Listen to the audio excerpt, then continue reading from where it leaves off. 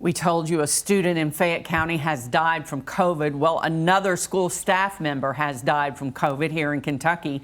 Monica Meyer was an instructional assistant in Pendleton County. She's one of dozens of school employees to die during this pandemic.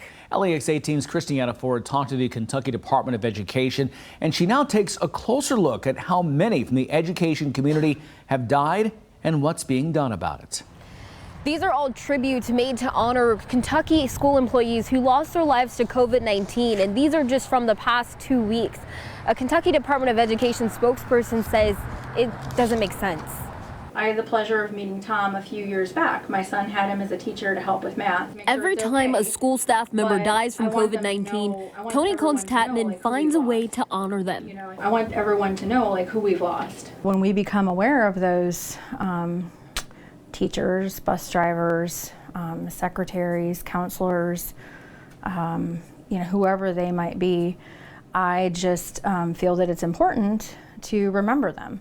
Cones-Tatman is Chief Communications Officer for the Kentucky Department of Education.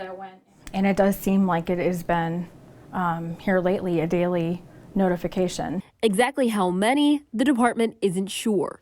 Unless the districts tell us or report to us, there is not really a requirement for them to tell. So we'll hear about it in the media, or a superintendent will reach out to us for support. But like Cones-Tatman, taking it upon herself to make tributes, there are people keeping track unofficially, like the KY-120 United AFT unit. And then as school started, we started hearing stories from members from all over the state. We just kind of started making a list.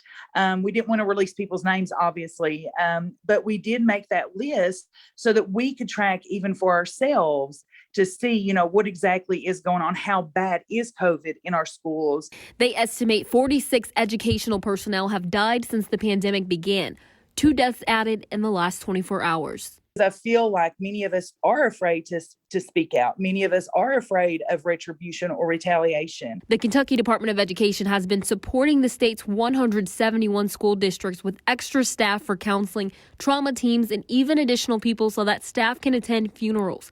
But Tatman says what they really need is for people to take the vaccine. And we're hoping that, we're not going to lose any more staff. But we know that we're not out of the woods yet. In Franklin County, Christiana Ford, LEX 18 News.